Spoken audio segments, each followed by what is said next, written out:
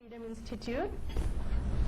As you proceed with the dinner, we are looking forward to listening to a few distinguished voices of conscience who would be presenting, and I'm sure after their presentations they will open the door for more discussion and reflection. In the Holy Quran, God describes himself. One of his attributes is nur, or light, and truth is reflected, conceived as that light of that eternal spirit.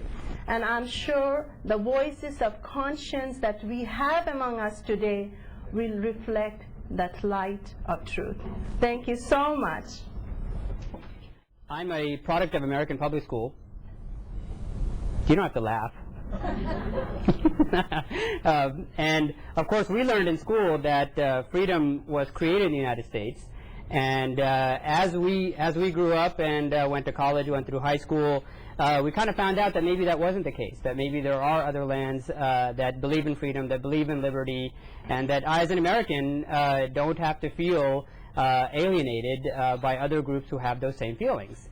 So I'm also one of the co-founders of a company called ISL, where we created a application program. It's for computers called the Alim, which allows you to do research on Islam using fundamental and classical sources of Islamic knowledge like Quran and Hadith and Fiqh and Sunnah books. So as we were doing that program, writing it, working it, and trying to sell it, and bringing more and more young people and people into Islam and into technology, ran into Brother Ahmad here, and we started talking about, well, why is it that when people think about freedom, and why is it that when people think about liberty and economics and science and these kind of things that we all learn about in high school and in college, think that that's alien? Why do Muslims think it's alien? Why do non-Muslims think that Muslims wouldn't necessarily believe in those things? And as we started talking about it, it was mainly because we Muslims haven't done our job necessarily to do the outreach, to do the communication, to talk to different groups and let them know we're not that different. That as there is no difference between a Muslim and an American when it comes to freedom. I don't have to say that I believe in or that if I cherish American values, going against Islam. And those kind of things, we started talking about, just being a couple of years out of college, it was important. And, also one of the co-founders of the Minaret of Freedom.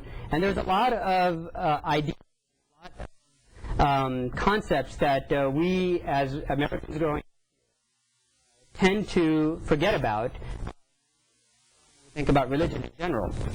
But one of the key differences between Islam and other religions is that it does bring together people. It does foster liberty, personal property.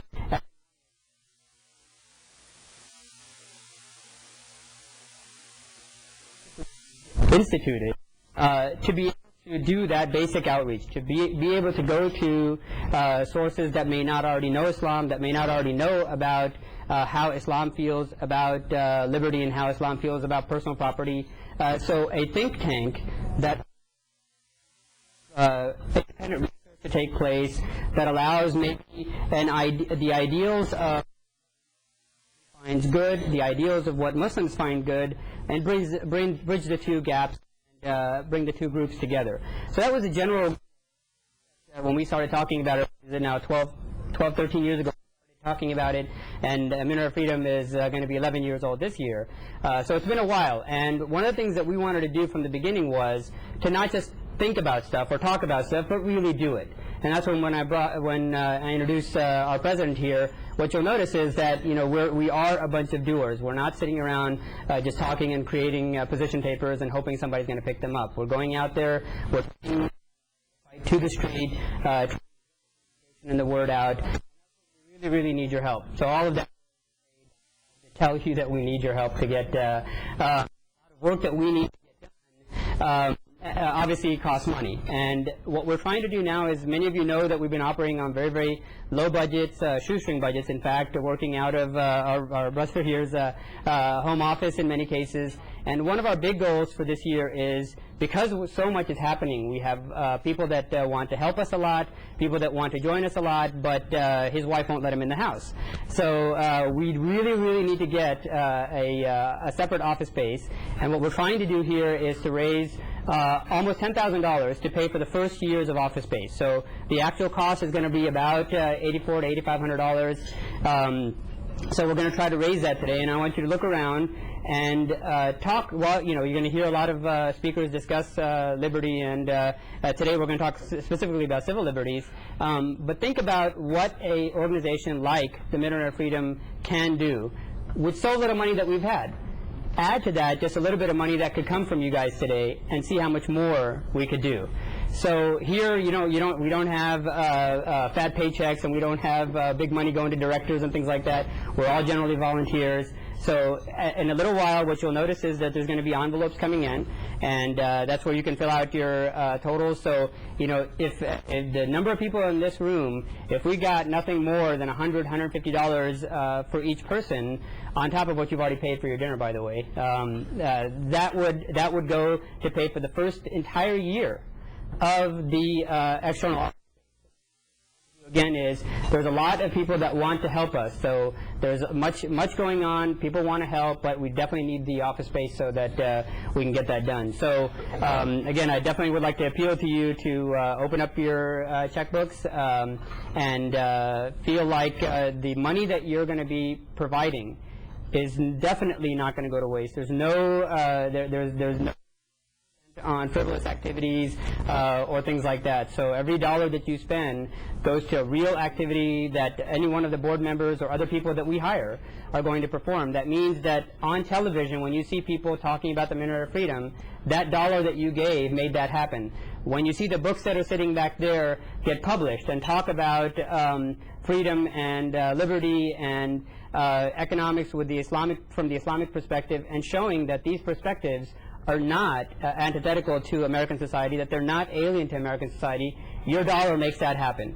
So as you see these activities happening month after month, week after week, the articles that you see on the website, the position papers that are written, the discussions that we're going to have with political parties, all of these things are happening because of that dollar that you're going to give. So please open up those envelopes. If you can give 500, 1,000, 1,500, you know, if one person can stand up and take the whole year, that will be great too, and everybody else could join in behind it. So what I'll do here is, you know, we're going to talk. I'll introduce our president here, who of course has been the president those entire 11 years that the Minaret of Freedom has been around.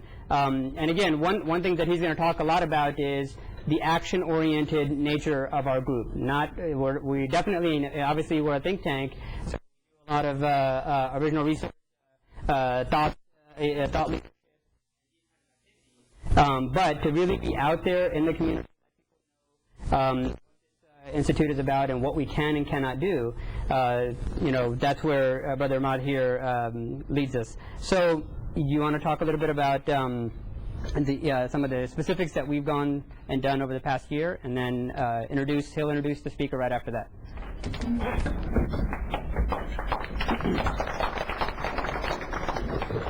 Thank you, Shahid. Assalamu alaikum. As Shahid has said, we've spent a lot of time writing books, we produce pamphlets, we write articles, op-ed pieces, we do interviews. We have engaged in meetings in order to encourage dialogue on the one issue that we feel a special niche that nobody else is doing. There are a number of great Muslim groups doing wonderful work out there. They're helping the poor and needy, or they are engaged in interfaith dialogue, or they are doing advocacy work, and it's all very important. But there's a particular area about Islam and freedom that we are the ones who are doing that work. And so we're appealing to you to help us in doing that work. I want to, Brother Shad wants me to talk about specific examples of the work we've been doing from the past year or so, since our last annual dinner. But there's two things I want to mention that actually were done before that, but are only getting fruition in this past year. One is that right after September 11th, I participated as a resource person for the Congressional Research Service. They're the people who do the research for the U.S. Congress. It's where Congress gets its information on which it bases its decisions. And the speakers that they invited, the principal speakers, were basically presenting a lot of stuff that is not really very on target. And I was able to direct them in a better direction and get very positive feedback from the congressional aides who were in attendance that forced them to address the real facts about why there is a problem. You know, the old question, you've heard it over and over again, why do they hate us? And there was a reluctance to talk about the real source of antagonism in the world right now. And I went straight to the root. In other words, we all know that terrorism, and I won't go into this in great detail, we're all against terrorism. But the trouble is that some people only want to talk about terrorism by non-state actors. And it's terrorism by state actors that is not only the great preponderance of the terrorism in the world, but is actually the driving force causing the terrorism by the non-state actors. Well, this past year I spoke to the aides of some congressmen, and we're in the process now of trying to get that congressman to introduce by the Congressional Research Service to the Congress into the congressional records so it'll be available for the general American public to read the actual facts about what's going on. Another thing is right after September 11th, a number of churches asked me to speak to them, and common among those was the Presbyterian Church. And they heard me say some things they had not heard before. In fact, I remember distinctly one man at one of the churches said, why haven't the Muslims themselves, the Muslim scholars and leaders, condemned what happened on September 11th? And I told them they had a list of the famous 45 scholars who had issued the denunciation.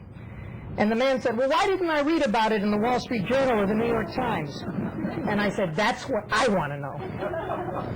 What the Presbyterian Church has done now and the heat they're getting for it, you're all aware of. And I think what we're seeing here is, again, fruit becoming of the seeds that we planted. And when I say we, I don't just mean the people on the board here. I mean all of you who supported this organization has allowed this to happen. Now, a few other particulars.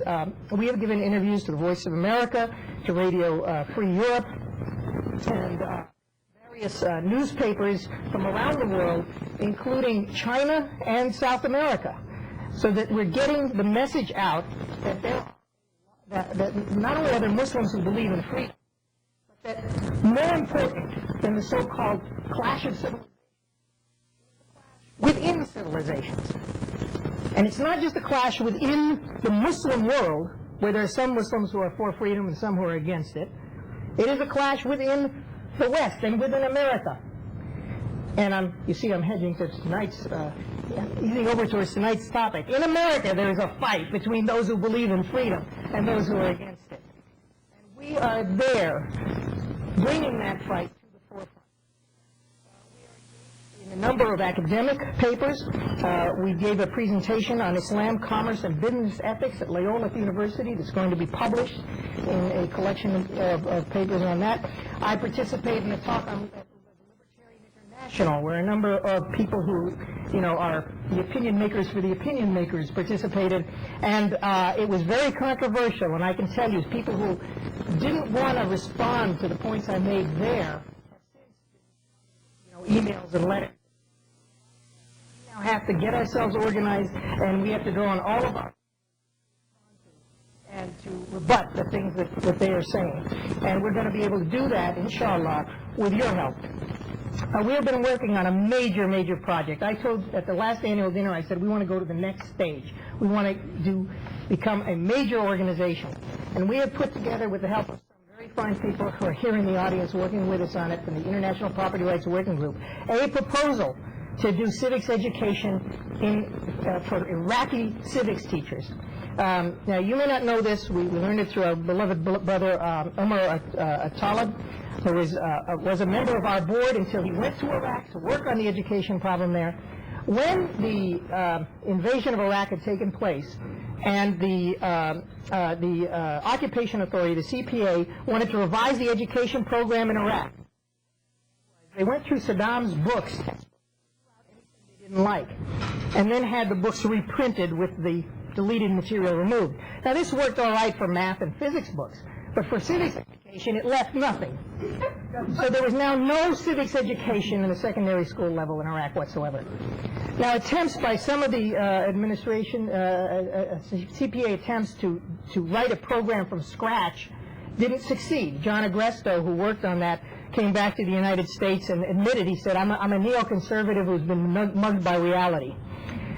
Well, we have a plan. We have a workable proposal. What we propose to do is not to write their civics education text for them, but to have a workshop in Jordan so that both Iraqis and non-Iraqis can feel comfortable going to it, where the young Iraqi teachers would be invited to come and work with Muslim Americans, Arab Americans, and others from around the world who understand the Arab culture, who understand the Muslim religion, and how it relates to issues of civics education and to good governance and so on, to talk about how you teach successfully, about teaching methods, and let the Iraqis pick and choose what they feel will work in their country and have them go back. This is no quick fix. We're not saying they're going to go back and they're going to write a curriculum and give it to the Ministry of Education, and the CIA agent who now heads Iraq will say, oh yeah, this is wonderful, let's do it. No, these teachers are going to be the seeds that in the long run are going to be talking to other Iraqis, are going to bring the religious people and the secular people together to say, they're going to bring the Kurds and the Arabs, they bring the Shia and the Sunni together and say, you know, we have a common cause for truth, for justice, for the defense of people's rights, including their property rights and including their civil liberties. Because these are correct ideas, because these are the ideas supported by our religion, Islam. The Iraqi civilization is an ancient civilization. It's, you know, it's the cradle of civilization. This is where civilization came from. And those people will recognize it, and we feel they will respond to what we have to say. They won't have to have anything shoved down their throats. They know what's right and wrong. Well, that's something, though, that we need to get funding for. And unfortunately, it takes money to get money. We've got to go and we've got to sell it. We've got to go and we've got to, you know, collar the people who are in positions of influence. Show them what we want to do and convince them that they should be supporting this. We do that with your money. And as Brother Shahid correctly said, we need a nice office space where they can come in and say, you know, oh, you know, nice conference room. You're a legitimate organization, because unfortunately, you know, people don't base on just the work you do. They're not going to base it just on the papers. You all know this. You know better than I do. We want to be taken seriously. We're on the verge of that, and you can make it happen. As Shahid said, the amount of money that we're asking for, about $8,400. Now, I'm going to be honest, and we're not going to do what some Muslim groups do, where they, you know, say raise your hand and all that stuff. But I am going to tell you honestly, I know that there are some people in this room who can give the whole $8,400 themselves. All right? I'm not going to even ask you to do that. If just two of you would pay $4,200, that would do it. And by the way, $4,200 is under $5,000. That means by the IRS rules, you're still a small donor. Or your organization. Some of you are affiliated with organizations who could easily, please, put in the envelope that your organization is going to send us $4,200. Now, most of you here, who are middle-class people, you can pay $100. And as Shahid said, if you all paid $150, that would have done it. But I know some of you can't. So if those of you who could do more will do more, you'll make it happen. Give $500, or $400, or $300. And for those of you who can't, honestly assess what you get and make a gesture. Put in whatever it is you can get. We'll appreciate it. And people will notice, because believe me, the more impressed potential funders are. Wow, this organization has 1,000 donors, and even if they only give an average of $20 a piece, that's a lot of people. 10,000 donors, 20,000 donors, that's a lot of people that care about what they're doing. So and now I'm going to stop. I'm not going to be like those people that I go on and on about the fundraising.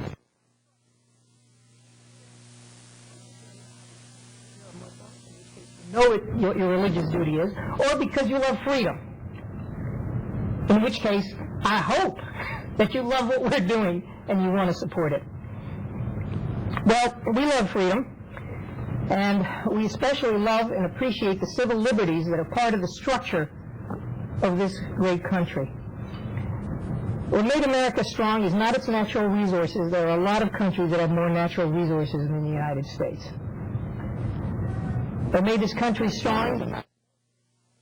For a long time, it wasn't a great military power. This country, and while much of that freedom has to do with freedom of commerce and trade, and those are things that we're interested in, we do deal with, there's something even more fundamental, and that is the freedom of expression, the freedom of religion, the freedom of speech. And those are the things that are now under attack. Those are the things that are now under attack. When you look at the people who are being detained, I'm not even going to talk about the people who are being detained. It's become so obvious now. I don't even know why you have to beat anything. When Cat Stevens is told he can't come to the United States, use it a slam. When, as Jon Stewart said, they finally got him for writing Peace Train. It makes it so obvious. When Tariq Ramadan, one of the most persuasive voices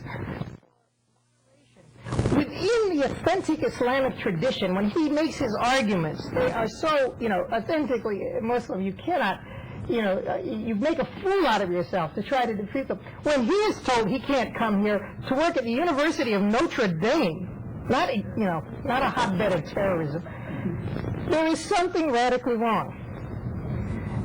When we look at Samuel Arian and we see that they haven't produced a shred of evidence for the awful charges they made against him, we begin to suspect that they want to silence him because he's spoken out so powerfully and so effectively for the Palestinians.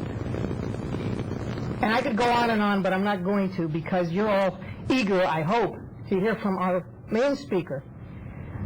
I am very honored and pleased and delighted that David Cole agreed to be here tonight, a professor from Georgetown University, a man who I respect personally and whose work I admire enormously, a man who, and I have to agree with Ralph Nader last night at the CARE dinner. Ralph Nader said that we need more lawyers like David Cole. If we had a lot of lawyers like David Cole, some of the things that are going on just couldn't happen. This man wrote a book called Enemy Aliens. I wrote a review of it that you can see. It's on our website, and it's in the Aegis, American Journal of Islamic Social Sciences. This is a wonderful book, and it's on sale in the back. And he will sign it for you if you'll buy a copy. And because we made a deal with the publisher to get the book out to as many people as possible, we're only charging $15. That's a $36 book, folks. What I want you to do is I want you to buy the book, have Professor Cole sign it, and add the $21 you save to your donation. Because you need this book. And not just you. The prophet said, those who are here tell those who are not here. I want you to read this book, and I want you to go out to the other Muslims and the other people in the freedom community and tell them what's in that book. Because it is not just about the double standard in the war on terrorism. It's not just about enemy aliens. It's about a set of laws that can and will, if something isn't done, eventually be used against all Americans who don't toe the line to an increasingly authoritarian government. Used against anybody, and Professor Cole has made the arguments very well. So rather than continue sort of preempting him, I am looking forward to his presentation. We're going to ask him to make his presentation, and then afterwards I'll be back to introduce representatives and presidential candidate. In fact, did Michael Badnarik come up here yet? Come on up. I know you're a man of the people, but We're going to invite you later. We're going to introduce the presidential candidate and representatives of some of the presidential campaigns who will give a short critique of what Professor Cole has to say so we can get a flavor of where some of the presidential candidates feel on these important issues. And now my pleasure to introduce to you Professor David Cole.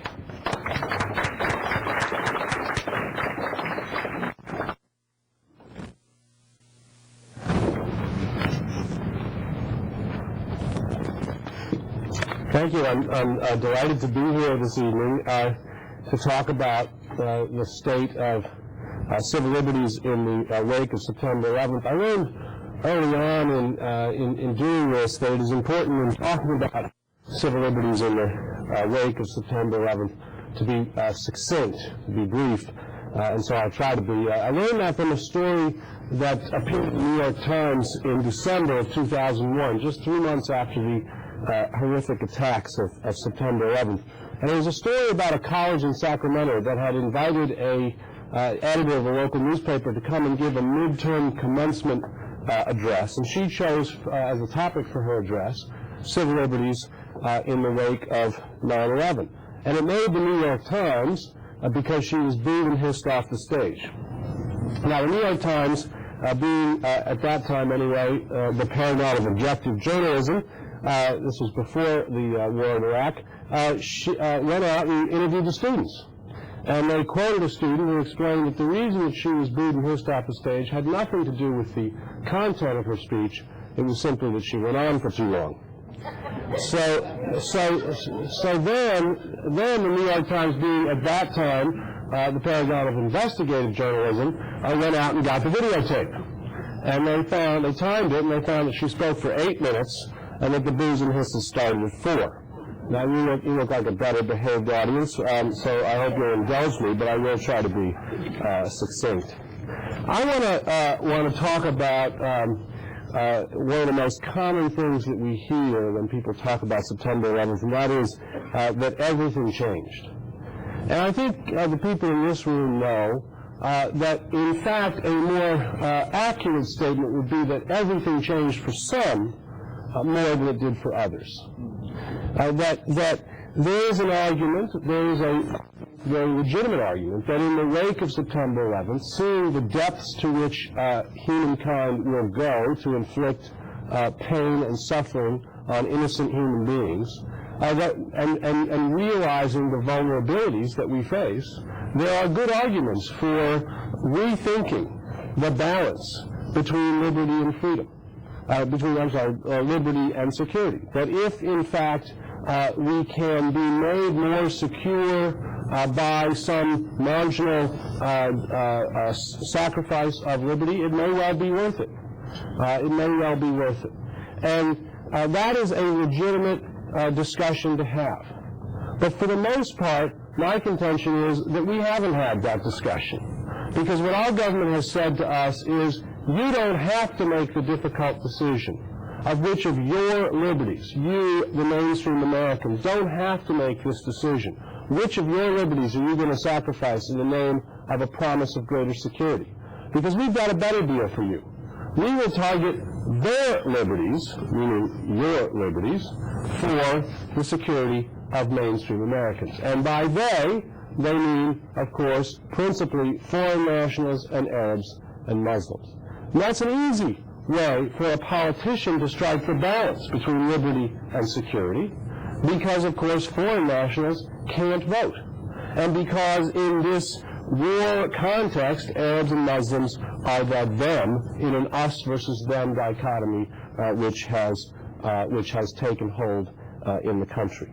So this is the easy way to strike the balance, but I would suggest that it is both a wrong way to strike the balance and a counterproductive way to strike the balance. And it calls to mind for me an earlier period in our history, 1919, when there was a tremendous unrest in the United States, widespread unemployment, 1,600 strikes involving 4 million workers in that 1 year alone. The communists had taken over in the Soviet Union.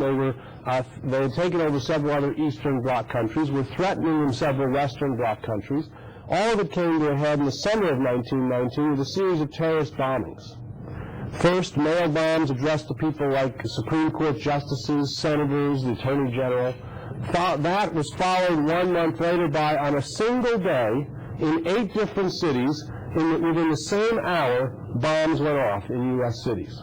One of them blew off the home of Attorney General Palmer, who lived in Georgetown. And in the wake of that series of terrorist bombings, how did the government respond? They did not go out and catch the bombers and bring them to justice. The bombers were never brought to justice. Rather, what they did was go out and round up foreign nationals by the thousands, not on charges of being involved in bombing, being conspiring to engage in violence of any kind, but rather on technical immigration violations and guilt by association. At this point, of course, guilt by association with the Communist Party. And writing about that period after the fact, Lewis Post wrote that the delirium caused by the bombings turned in the direction of a deportation crusade with all the spontaneity of water seeking out the course of least resistance. With all the spontaneity of water seeking out the course of least resistance. And what he meant by that, of course, was that the course of least resistance was foreign nationals and communists. And it wasn't because they were the bombers that they were targeted, but because they were the course of least resistance. In fact, at the time, the administration was asking Congress to allow it to use guilt by association against citizens. But Congress said no. 20 bills pending in Congress to extend this concept, which applied only to foreign nationals, to citizens. Congress said no. But as long as they did it only to foreign nationals, Congress stood silently by. So let me talk briefly about the double standard that has been employed in the wake of September 11th to essentially cheat on the difficult question of which of our liberties ought to be sacrificed in the name of a promise of greater security. And I think that you have to start, in looking at this double standard, you have to start with John Ashcroft's preventive detention campaign. He announced this campaign in a speech in October 2001 in New York City to the U.S. Conference of Mayors. It was nationally covered in the press. In that speech, he compared himself favorably to Robert Kennedy. He's the only one who's made that comparison. But he said, just like Bobby Kennedy would arrest a mobster for spitting on the sidewalk, so too I, John Ashcroft, will use every law within my power, including immigration law, to target suspected terrorists, lock them up, keep them off the streets, and prevent the next terrorist attack from occurring. And from that day forward, he has talked about his paradigm of prevention. His paradigm of prevention. And the argument is an understandable one. The argument is it's not enough to catch the terrorists after the fact, especially if they're suicide bombers. We need to prevent them from engaging in the attack in the first place. But when you use the coercive force of the law in a preventive, future-oriented way,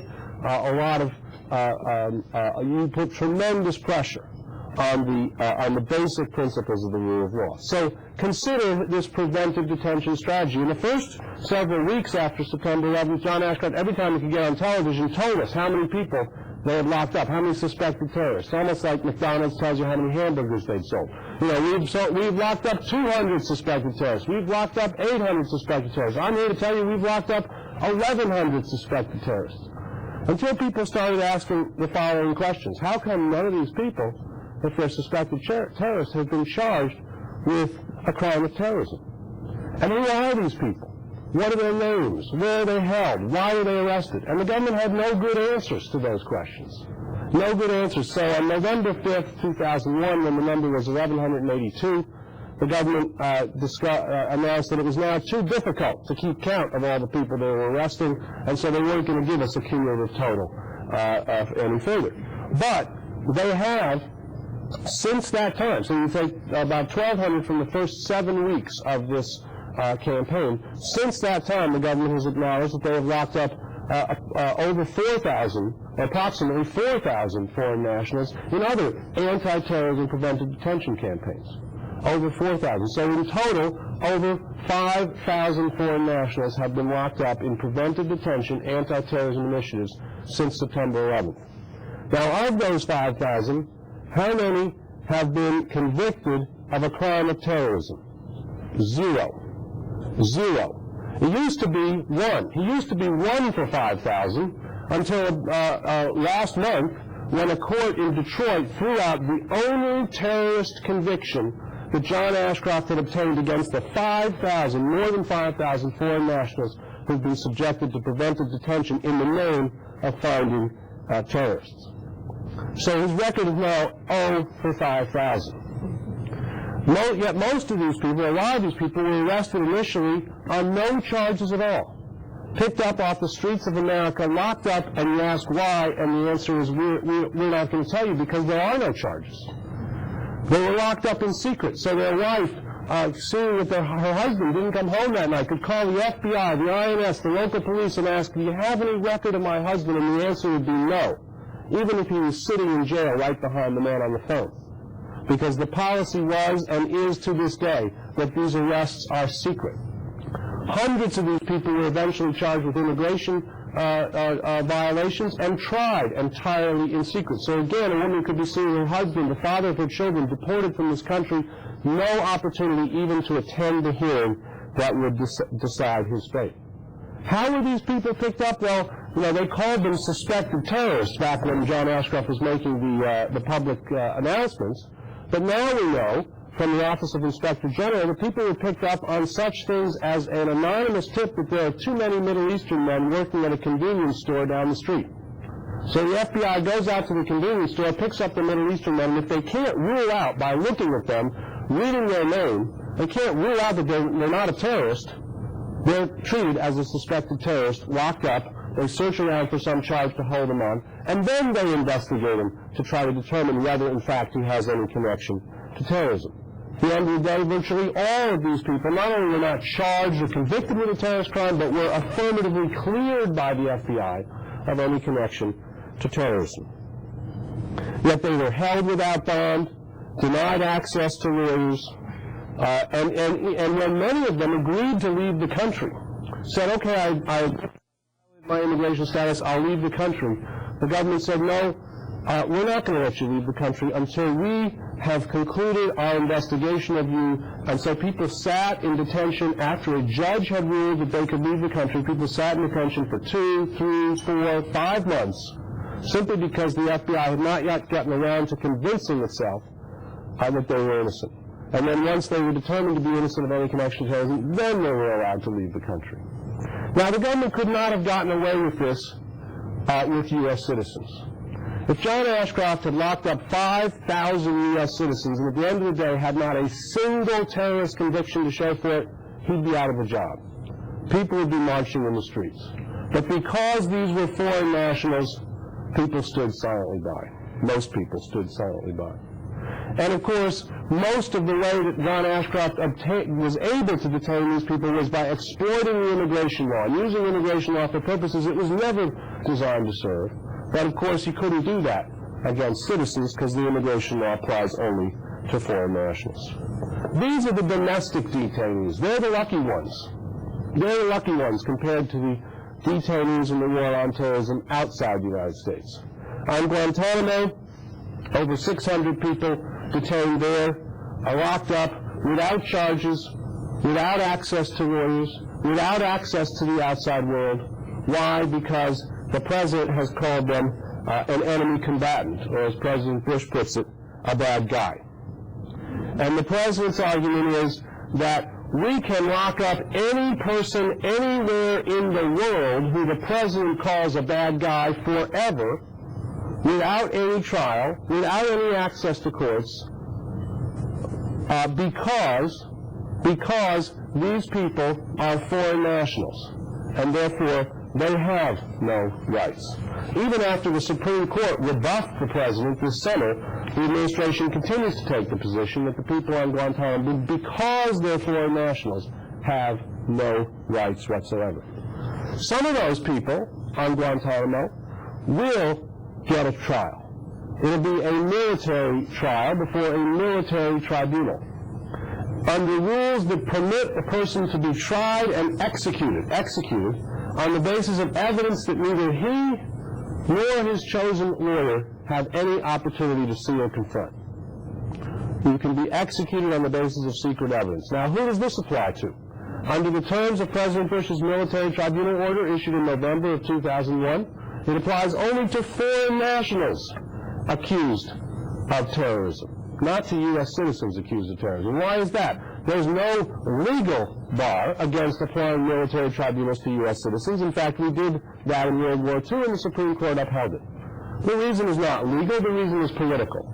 And Dick Cheney explained it the day the order was issued when he got on television and said, when a foreigner comes and attacks us, he doesn't deserve the same rights and guarantees as an American citizen. So again, the message to Americans was, look, it's not your rights we're taking away, it's their rights. Ethnic profiling. We have seen the most extensive campaign of ethnic profiling under this administration than we have seen in this country since World War II. No, we haven't locked up 110,000 people because of their ethnicity, but we have called in 80,000 men for special registration simply because they come from Arab and Muslim countries. We have sought to interview 8,000 men by the FBI simply because they come from Arab and Muslim countries. And by the way, none of those 80,000 and none of those 8,000 have been charged or convicted of any terrorist crime. What does the government say when challenged that this is ethnic profiling? Here I quote Michael Chertoff testifying in Congress. He was then the head of the criminal division in the Justice Department under Ashcroft. He said, "We do not engage in ethnic profiling." Next sentence. "What we do is target foreign nationals based on country of passport."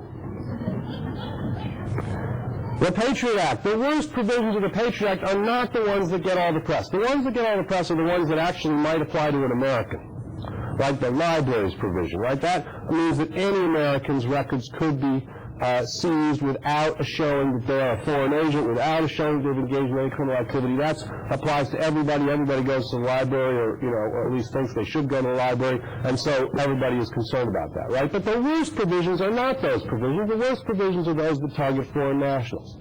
They keep foreign nationals out of this country based solely on their speech, as Tariq Ramadan learned. That allow people to be deported from this country for innocent associations with any group that the government labels terrorist. And then allow the Attorney General to lock up foreign nationals without showing that they're a danger to the community, without showing that they're a risk of flight, and without charges of any kind whatsoever. Those are the worst provisions of the Patriot Act, but you don't hear so much about them because they apply to foreign nationals.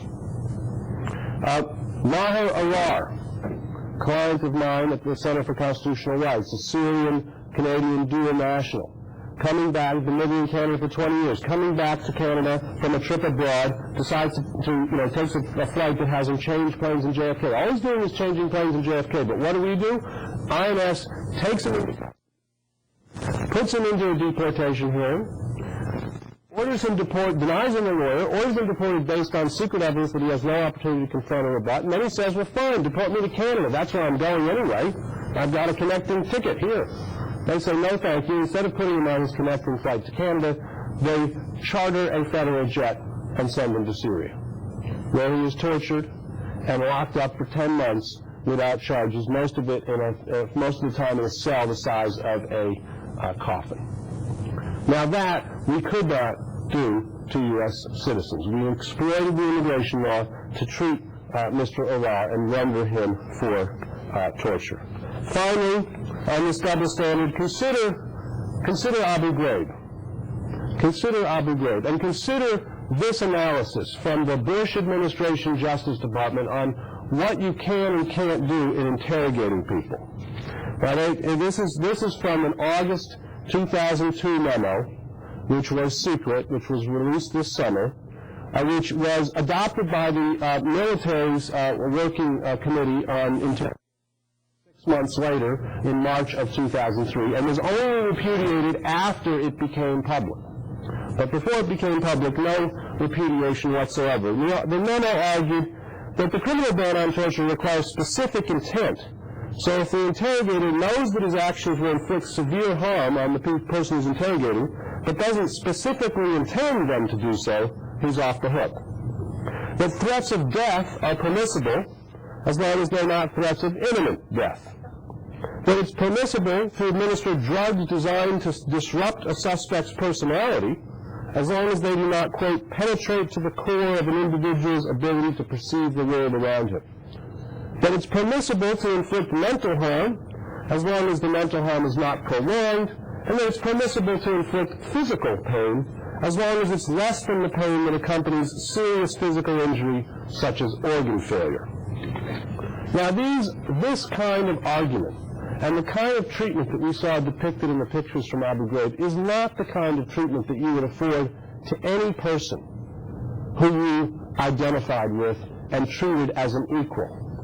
It is only possible because it was being inflicted on people who were foreign nationals, on people who we didn't treat as deserving of the same equal dignity and respect as ourselves. So time and time again, we have exploited a double standard in the way that we have struck the balance between liberty and security.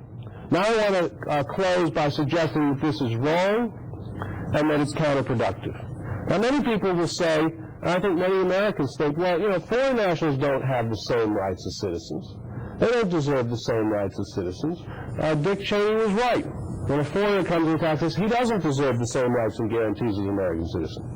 I want to suggest that that is wrong with respect to the basic human rights that I've talked about this evening. That it may be justified to distinguish between citizens and foreign nationals with respect to the right to vote, with respect to the right to run for office, with respect to the right to not be expelled from the country no matter how heinously you act.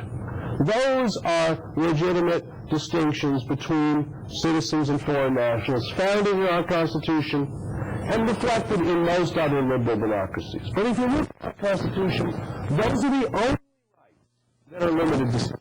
And the rest of the rights in the Constitution, the First Amendment right of free speech and free association, the Fourth Amendment right of privacy, the Fifth Amendment right of due process, the Sixth Amendment right to the 14th Amendment right to equal protection, all of these rights are to citizens, but to persons, to people, to the accused. And they were understood at the time that they were drafted as not privileges of citizenship, but as natural law rights. They came from God. And God didn't give them only to people with American passports. Today, most constitutional scholars don't believe in a natural law, God-given set of rights. But we have, in its stead, a kind of secular version of that. The human rights movement of the last 50 years, which is you see in all the human rights treaties around the world, some of which we've actually signed and are bound by. And those treaties extend these rights to all human beings. And they all do so on the same predicate, on the basis of human dignity. And Americans have no monopoly on human dignity. So it is wrong to draw distinctions between foreign nationals and U.S. citizens with respect to these basic human rights. Finally, it's counterproductive to do so. It's counterproductive. If all you care about is our security, this is a crazy way to go about it. This is a crazy way to go about it. Why? Because the end that we're engaged in here, the end of not having another 9/11, is unquestionably a legitimate end. Nobody wants to see another 9/11. Nobody would question our right as a nation to defend against that kind of an attack. So we're engaged in what ought to be a legitimate enterprise. But if you pursue a legitimate enterprise through illegitimate means, you sacrifice the legitimacy of the enterprise. And we have sacrificed the legitimacy of this enterprise. And when you sacrifice the legitimacy of your enterprise, it has devastating consequences. And you see those consequences around the world. You see those consequences in the fact that on September 12th of 2001, we had the world's sympathy. And that today, anti-Americanism is at an all-time high around the world. Around the world. In Turkey, one of our closest allies in the Middle East, our favorable rating has gone from 65% to 15%. In Egypt, which I'm told gets the second highest amount of U.S. foreign aid after Israel in the Middle East, our approval rating is exactly 0%.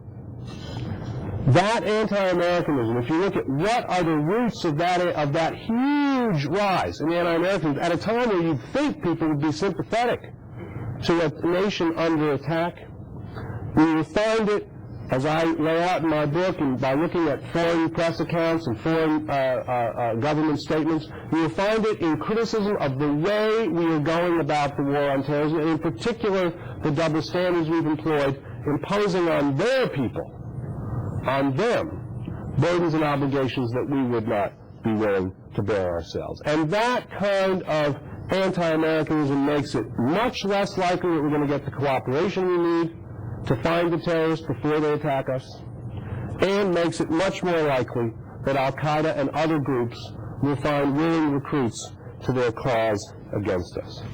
So both for reasons of security and most importantly for reasons of principle, we ought to resist the temptation of striking the balance between liberty and security by adopting this double standard. And let me close with a quote. I use this quote as the epigraph for my book, Enemy Aliens. And it comes from a Jewish philosopher, Herman Cohen, who's writing about the Bible, but he could well have been writing about the Constitution. And what he said was, the alien was to be protected, not because he was a member of one's family, clan, or religious community, but because he was a human being. In the alien, therefore, man discovered the idea of humanity. And it seems to me that one of the great challenges we face in the wake of 9/11, in the wake of the pictures from Abu Ghraib, is whether we can reclaim that idea of humanity as we seek to make ourselves secure. Thank you very much.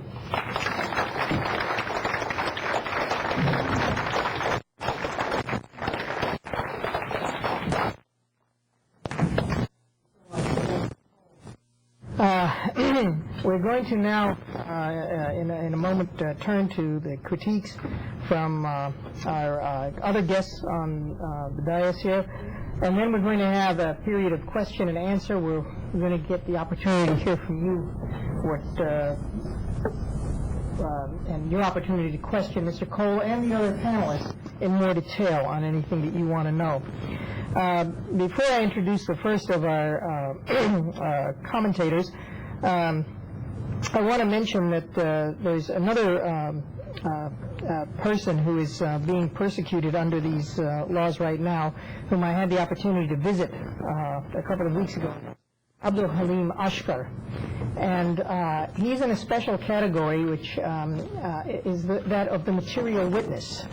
These are people who are not accused of anything, not suspected of anything, but who may know something, maybe, and are being treated like criminals, even though they are not the subject of any criminal prosecution. And one of the things I learned from my chat with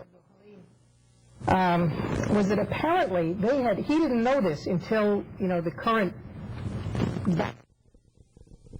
attorneys and the government, but actually they had broken into his apartment back in 1993 in order to. This was way before September 11th. Whatever they were after had nothing to do with American terrorist attacks on the soil.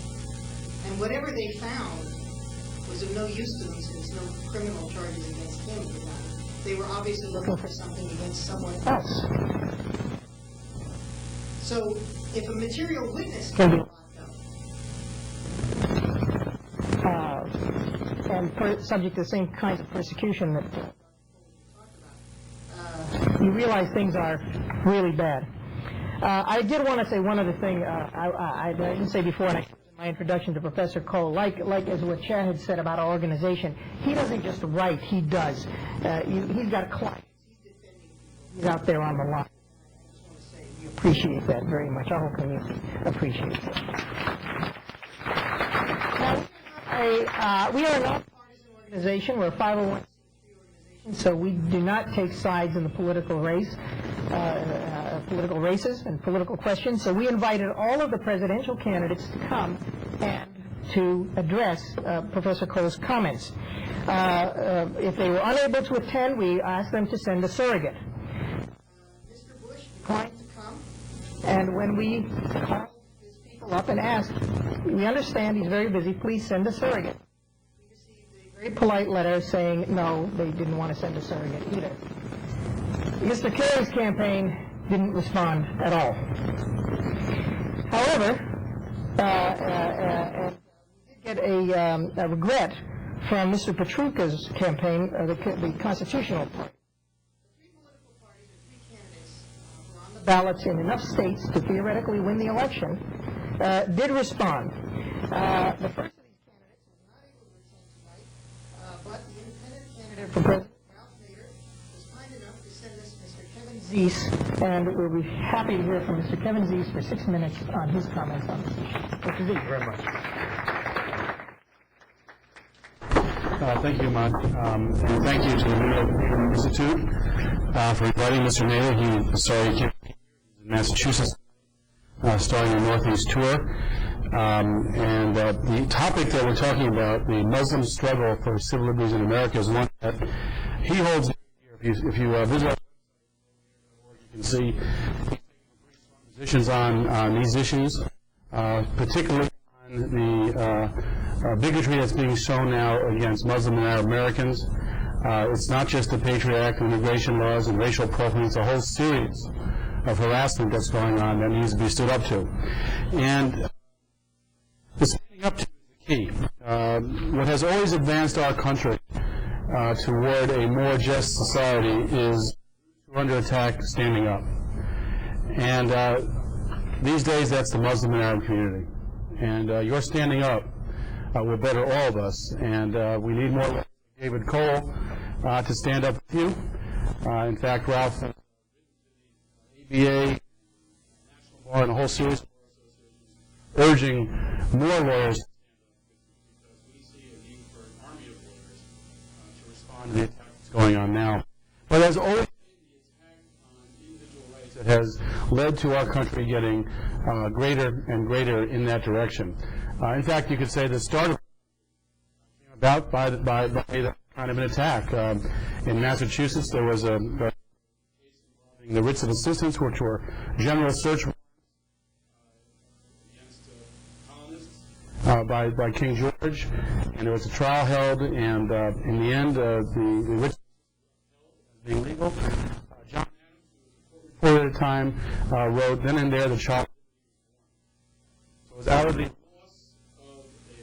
civil right, the right to be free from unreasonable searches, that our country was founded. Under the challenges that you're facing today, 0 to 5,000 is a great sign that we are fighting back effectively. But there will be casualties along the way. There are people who will lose. But those losses themselves will advance us, because it will force us to organize more, get more involved, get more aggressive in fighting for our rights. We're told by the administration that we should live in fear, that there are cells of terrorists throughout the country that are willing to sacrifice their life in suicide attacks on Americans throughout the world in the United States. And when you look at our schools, our malls, our power plants, our nuclear plants, our roads, our subways, we are open to attack. We are really insecure. It'd be easy for was a suicide attacker to wreak havoc in this culture. But it's not happening. I think it's important to ask why it's not happening. Are we being led down a path of false fear? Is the criminal gang that's caused this worldwide war not as great as we're being told? I think those are questions that aren't being asked that need to be asked. These dragnet searches rounding up thousands and thousands of Muslim and Arab Americans, are they really justified by this false fear? I think we need to ask those kind of questions. And the Patriot Act is a great example of our failure to ask questions. It was a rush to rapid action by our legislature, in the Senate and the House. And in fact, neither John Kerry stood up to that rapid attack on our civil liberties. They both voted for the Patriot Act, sadly. Only one senator didn't, Senator Feingold from Wisconsin, to kept in force. Various pieces of it run out next year. And hopefully Senator Kerry and Senator Edwards will find some backbone and stand up for some rather than allow civil liberties to erode so rapidly. But this rush to judgment is a serious matter. And in it, we never ask the key questions. Ahmad began with the key question, why? Why do they hate us? And you know, the debate on foreign policy not even discussed. No one raised the question to President Bush. Do you really believe they hate us because we're free? Do you really believe that? Are you straight face, or is that a joke you were trying to play on us? Because if so, if you know anything about U.S. foreign policy, and I'm not just talking about the an occupation of Iraq that's currently going on, but go back over a decade. There's reasons for our foreign policy, which emphasizes military might over wage peace, which emphasizes foreign aid to buy military weapons rather than foreign aid to alleviate the problems of the world. That's why they hate us. Our foreign policy supports oligarchs and dictatorships. That's why they hate us. Our foreign policy that blindly, unfairly, and consistently supports Israel without question, no matter what human rights violations occur to the Palestinian people, is why they hate us. And that's for good reason. And the reason we don't ask that question is because we don't want to hear those answers. You know, Ralph Nader feels that putting out the points about our foreign policy, particularly around Israel, is critical to us facing reality. In fact, he's in the right now battle with the Anti-Defamation League. He's going to continue next week with a letter to Abraham Foxman about the way that we are kowtowing to Israel without question. It's a critical issue. Let me just a few seconds left to talk about the politics of your vote and the politics of fear. Both major candidates are running on politics of fear. They both show little respect to the Arab and Muslim communities. They don't attend any events. They don't speak to your concerns. They ignore your concerns. And they both play in politics of fear. President Bush plays in the politics of terrorism. John Kerry and play in the politics of the fear of George. And that politics of fear blinds us from asking these candidates to stand up for something we want. Stand up for our issues. Stand for what we believe in. They get free rides because of fear. And we should not let that happen. You know, in 2000, the Muslim and Arab communities both endorsed George Bush.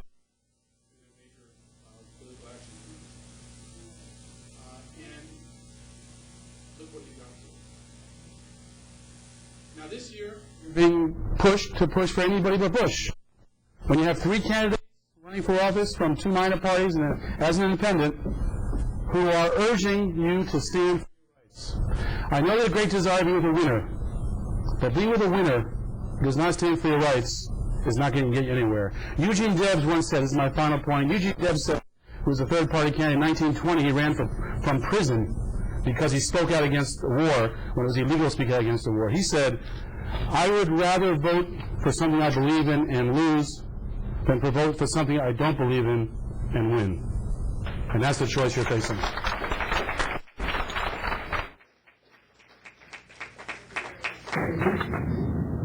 Now we'll be hearing from the Green Party candidate, David Cobb's surrogate, Mr. Asa Gordon.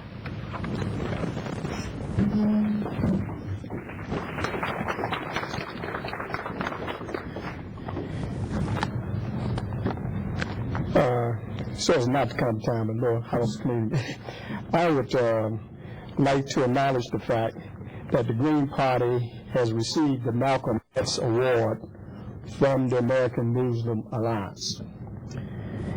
And Racism Watch recently rated all of the candidates.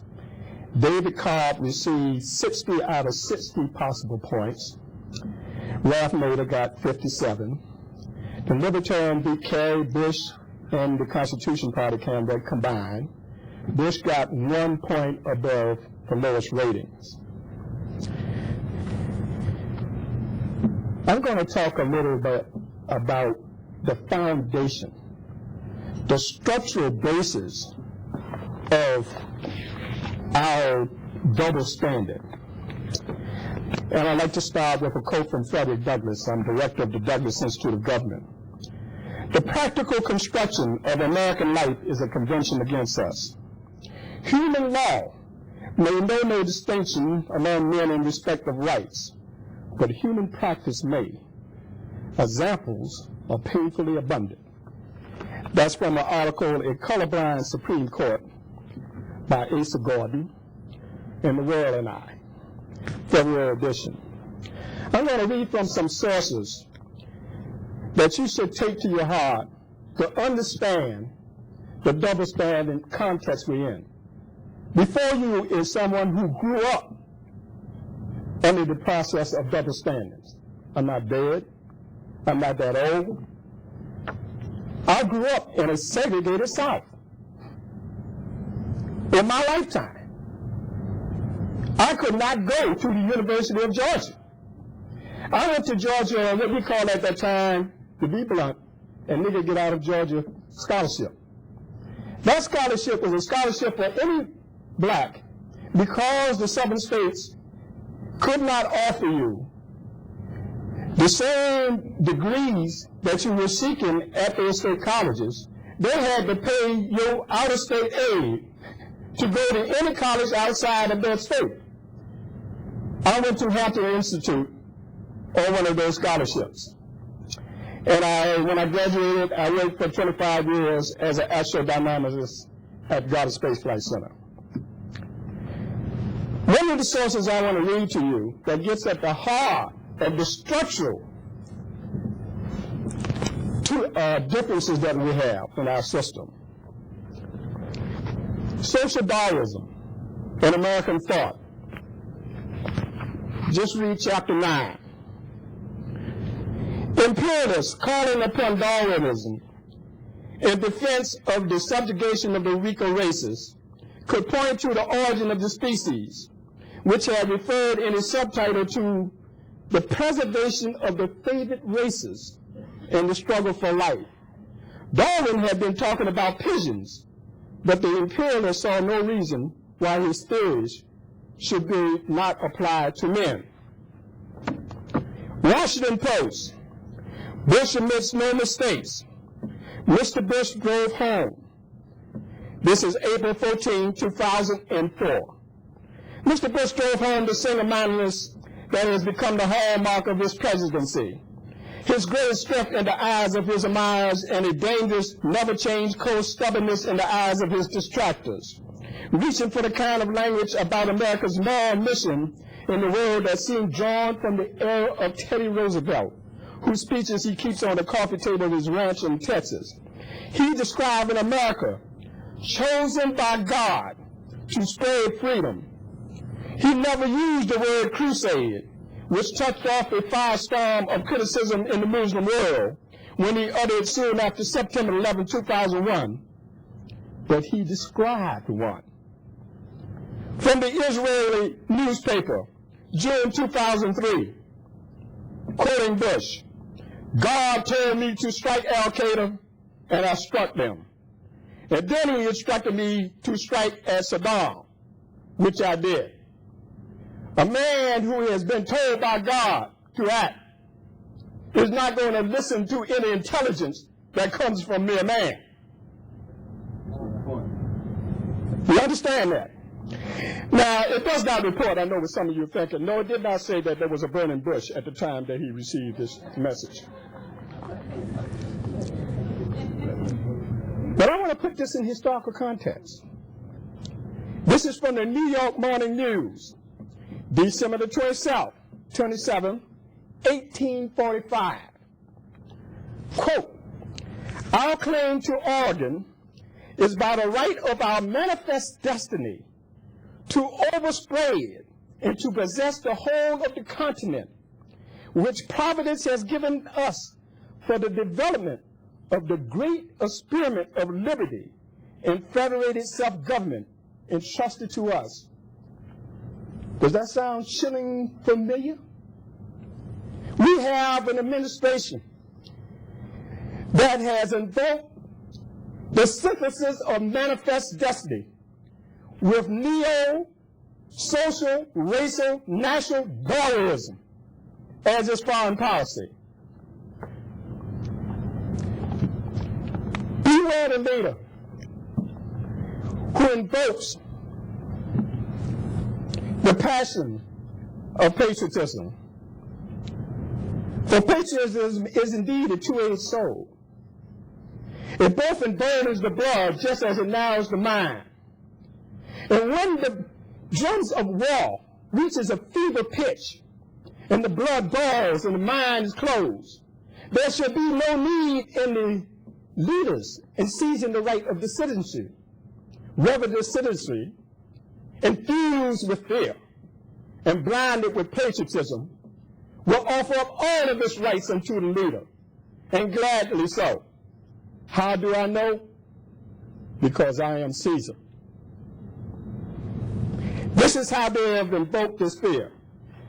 It has been said that this administration has the support overwhelmingly, of our religious, those who go to church. You've seen those polls, overwhelming for this administration. This is from North and South magazine. Holy War, 7 religion in the road to defeat. This is why I'm not impressed by those polls. In 1995, the largest Protestant denomination in the United States, the Southern Baptist Convention, apologized for their church having permitted slavery and segregation. Even more remarkably, the convention finally acknowledged the August that it had been founded in 1845 in order to defend slavery as biblically sanctioned. You must understand the core of the beliefs that is at the basis of the policy that is driving this administration. And look more toward a universal belief, that which was in our Constitution. But our Constitution, let's be clear, originally was designed, as the Electoral College was designed, to protect a white minority, to frustrate a majority that would interfere with the preservation of supremacy. And that is the democracy that they are talking about spreading throughout the world. Thank you.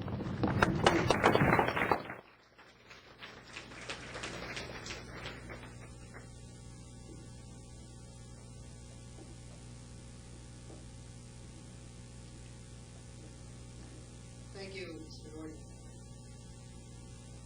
Our final commentator is Mr. Michael Badnarik, the Libertarian candidate for President of the United States.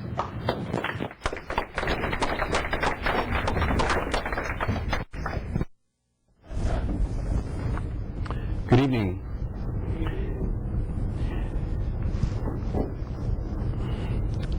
Patrick Henry understood that there were 3 possibilities in life. The first possibility is that you live life free in liberty. Second possibility is that you die fighting for your liberty. And the third option was to give up and live as a slave. Well, as far as Patrick Henry and I are concerned, living as a slave is not an option. Therefore, the only 2 remaining options are liberty, preferably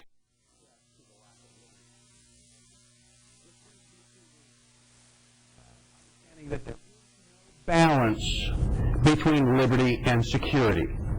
That is a false choice. The fact is that we are all mortal.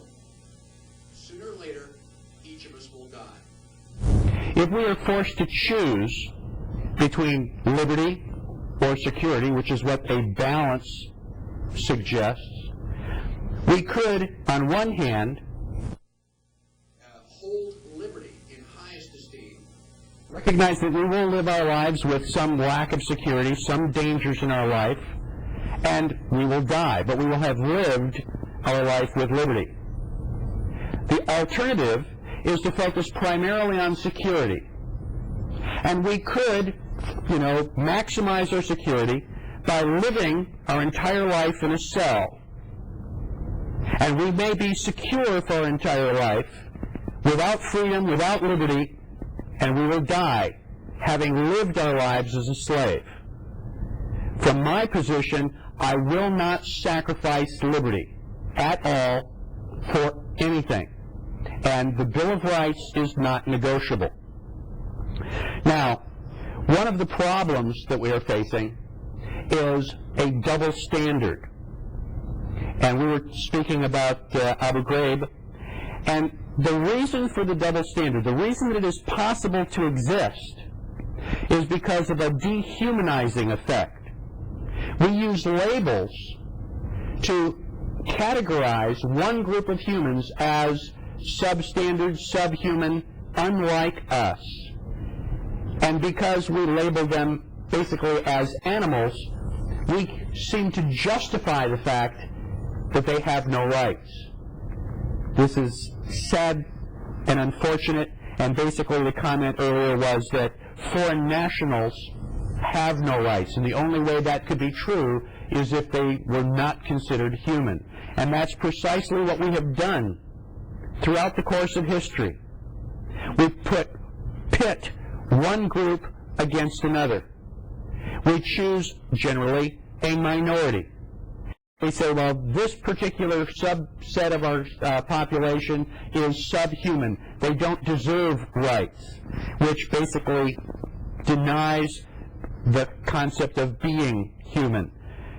Individuals have rights, regardless of their gender, regardless of their religion, regardless of their ethnicity, or their sexual persuasion, or any other distinction that we may be able to make superficially. Now, one of the reasons that John Ashcroft likes to do that, he has this prevention strategy. And the idea is that we're going to prevent people from doing the crime before it happens. And there was recently a movie, Tom Cruise movie, called, appropriately, Minority Report. The idea that you can pretend to know what a person is thinking, and again, I thought that it was ironic that this was minorities. But I am a libertarian candidate. I am for everyone's individual rights. And while I'm very sympathetic to the special conditions that the Muslims are experiencing, I'm concerned about even more than that. We have free speech zones in the United States. When I spoke recently at a college, I was obligated to speak in a huge auditorium which was capable of holding over 300 students, yet there were only 15 to 18 students in the first two rows.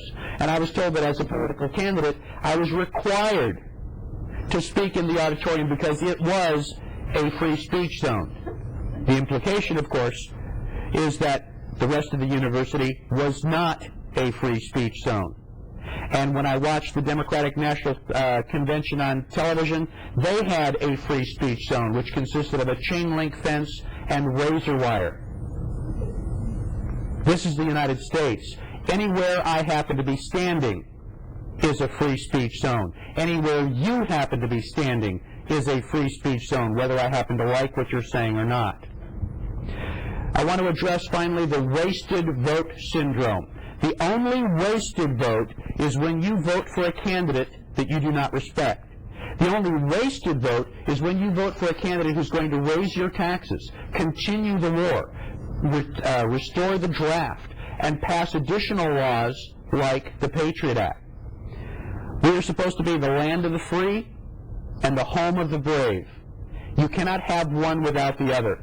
If you want to be free, you also have to be brave. And I encourage you to be brave enough to vote your conscience. I encourage you to be brave enough to vote for liberty. Thank you.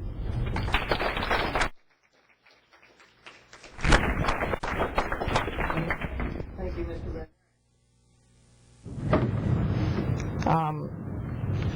As I said, we're a nonpartisan organization, so we can't give you advice on for whom you should vote. However, I think it's within the province of our mission to make the following observations. There are two criteria that should weigh strongly in the decision who you should vote for. And that is, who is willing to talk to you, and where do people stand on your core issues.